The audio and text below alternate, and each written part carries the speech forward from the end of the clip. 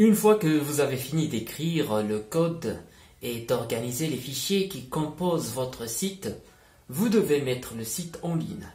Ainsi, d'autres personnes pourront le trouver.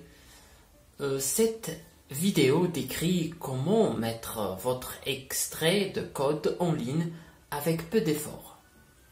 Quelles sont les options? La publication d'un site web n'est pas une chose simple, essentiellement du fait qu'il y a multiples façons de le faire. Dans cette vidéo, notre objectif n'est pas de documenter toutes les méthodes possibles. Nous discuterons plutôt des avantages et des inconvénients des trois principales stratégies du point de vue d'un débutant, puis nous vous présenterons une méthode actuellement fonctionnelle. Trouver un hébergement et un nom de domaine. Si vous voulez un contrôle total sur la publication de votre site web, alors vous aurez probablement besoin de dépenser de l'argent pour l'acheter. Un hébergement, espace pour fichiers loués sur un serveur web d'une société d'hébergement.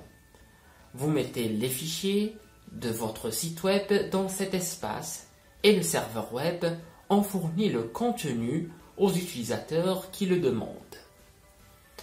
Un nom de domaine, l'adresse unique où les visiteurs peuvent trouver votre site web comme https mooc.usms ou bien mon.ma.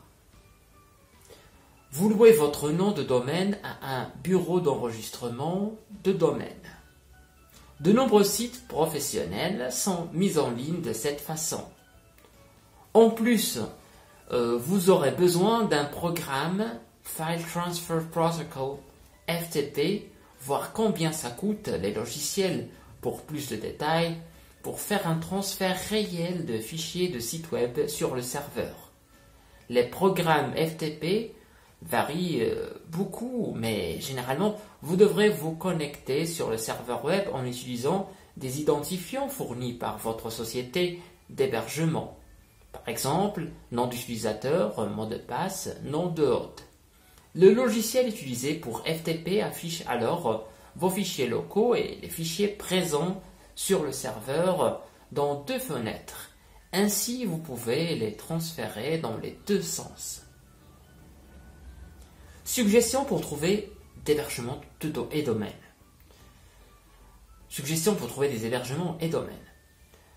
Nous ne faisons pas de promotion de sociétés commerciales d'hébergement et de bureaux d'enregistrement particuliers pour trouver des hébergeurs et des bureaux d'enregistrement. Faites une recherche pour hébergement web et nom de domaine. Tous les bureaux d'enregistrement auront une fonctionnalité vous permettant de vérifier si le nom de domaine voulu est disponible ou si quelqu'un d'autre l'a déjà enregistré. Votre fournisseur d'accès Internet, FAI, fournit peut-être un hébergement limité pour un petit site web. Le jeu de fonctionnalités disponibles sera restreint mais parfait pour vos premières expérimentations. Contactez-les et demandez. Il existe quelques services gratuits tels que NeoCities, Blogspot ou WordPress. À nouveau, vous n'en aurez que pour votre argent, mais ils sont idéaux pour vos expérimentations initiales. Les services gratuits ne nécessitent pour la plupart pas de logiciel FTP pour les téléversements. Il suffira de faire un glisser-déposer directement sur leur interface web. Parfois, des sociétés fournissent hébergement et domaine dans un même paquet. Utilisez un outil en ligne comme GitHub ou Google Apps Engine. Certains outils vous permettent de publier votre site web en ligne. GitHub est un site de codage collaboratif. Il vous permet de téléverser des dépôts de code pour stockage dans un système de gestion de version Git. Vous pouvez alors collaborer à des projets de code de système et open source par défaut, ce qui signifie que n'importe qui dans le monde peut trouver votre code de GitHub, l'utiliser, en tirer les deux leçons et l'améliorer. GitHub a une fonctionnalité très utile appelée page GitHub, qui vous permet de présenter du code du site web en direct sur le web. Google App Engine est une plateforme puissante qui vous permet de construire et d'exécuter des applications sur l'infrastructure de Google. Que vous ayez besoin de construire une application web multicouche à partir de zéro ou d'héberger un site web statique. Voir How do you host your website en Google App Engine pour plus d'informations. À la différence de la plupart des hébergements, ces outils sont d'utilisation gratuite, mais vous n'avez accès qu'à un ensemble limité de fonctionnalités. Utilisez un EDI web tel que Thimble. Il existe un certain nombre d'applications web qui émulent un environnement de développement de sites web. Vous permettent de saisir du HTML, des CSS et du JavaScript, puis d'afficher le résultat de ce code tel qu'il le serait sur un site web. Le tout dans un seul onglet de navigateur. De façon générale, ces outils sont très simples, très utiles pour apprendre, gratuits pour les fonctionnalités de base. Et il héberge votre page finie à une adresse unique. Cependant, les fonctionnalités de base sont passablement limitées et les applications ne fournissent habituellement pas d'espace d'hébergement pour les ressources comme des images. Faites des essais avec certains de ces exemples et voyez lequel vous aimez le plus. JSFiddle, Thimble, JSBean, CodePen, etc. Publier via GitHub.